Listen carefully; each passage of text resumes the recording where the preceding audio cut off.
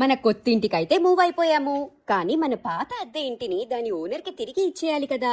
ఆస్ట్రేలియాలో ఇలా పాత ఇంటిని తిరిగి ఓనర్కి ఇచ్చేసే ముందు కొన్ని రూల్స్ ని ఫాలో అవ్వాలి.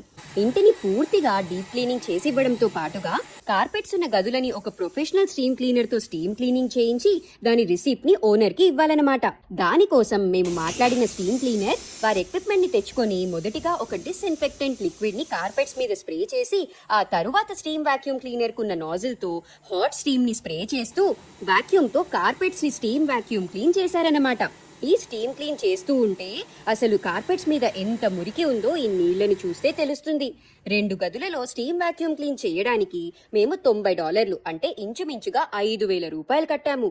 ఇక ఆల్రెడీ ఇల్లు మూవింగ్ కి స్టీమ్ క్లీనింగ్ కి చాలా ఖర్చు అయిపోయిందని ఇక డీప్ క్లీనింగ్ మొత్తం మేమే చేశాము. ఇలా ఉన్న ఇంటిని చాలా కష్టపడి డీప్ క్లీనింగ్ చేసి ఇలా మార్చి ఓనర్ కి అప్పచెప్పేశామన్నమాట.